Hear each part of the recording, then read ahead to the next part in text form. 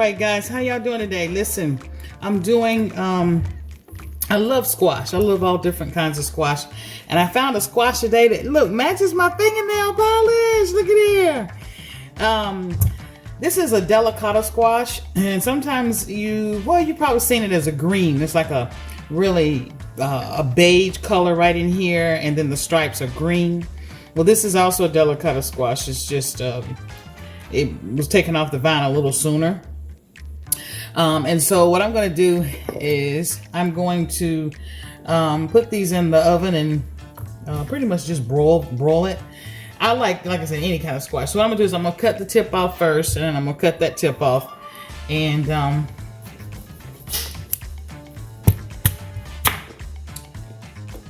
I'm going to slice them. Oops. But I gotta cut it in half first so I can get the seeds out of it, and then I'm gonna keep the seeds, and I'm gonna germinate the seeds and plant me some more of these in my garden. So let's find a steady place where I can put this knife, because I don't want to cut myself with this butcher knife. So I'm gonna try and find a steady place where it's not rocking, so it's steady.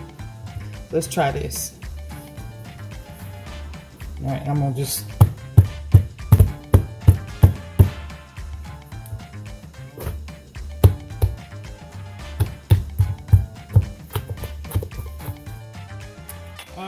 so I'm going to take a spoon, and you see all these seeds? I'm going to just take them out like that. I'm going to use these seeds to plant some more of these. Look at here. A whole lot of seeds. Look at all these seeds. You don't need to germinate, but maybe one or two. I normally germinate maybe 2 or 3 just to make sure one of them fully germinates and does well. So I'm going to get all the seeds out. Look at all these seeds I have here. I don't know if you can see them with the camera, but I'm going to try and pick them up. Look at all these seeds.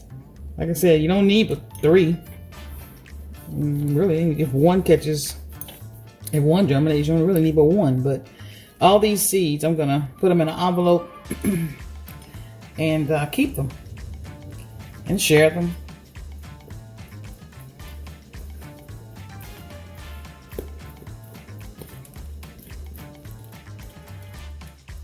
Okay, so I've hauled all the seeds out, and now I'm getting ready to slice them. Okay, you want to make sure you wash the squash off first too. I forgot to tell you that before you start with it. But you're just going to slice it, and the skin on the delicata squash is very, very thin, so you don't have to peel them. And I'm cutting these maybe about this thickness. Okay.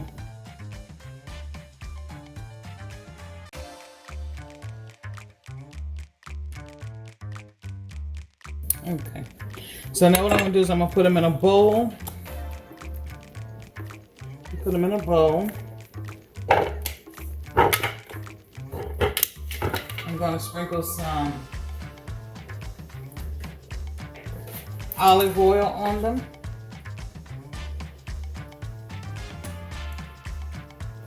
Maybe about a tablespoon. A little bit of pink Himalayan salt.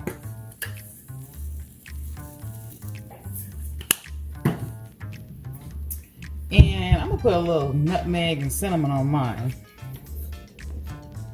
Just a little, not a lot.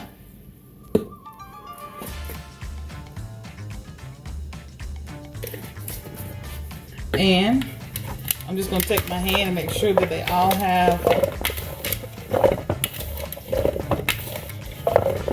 some of that on them.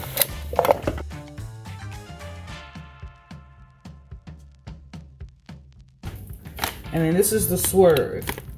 I've gotten so I like this better. It's healthier for you from what I've been studying. Of course, if you don't want to use that, you don't have to. And if you'd rather use real sugar, that's up to you. But I'm going to just put a little bit in my hand so you can see how much I'm going to use. Not a lot. That's about maybe a teaspoon. Alright. Alright. But that's what I choose. So if you don't want to use that, then don't. It's entirely up to you. That's kind of what I want to use. So it's all pretty much all over it now. Got the olive oil on it, the cinnamon with the nutmeg, and the swerve. So now I'm going to lay it on some parchment paper. I don't want them too close together.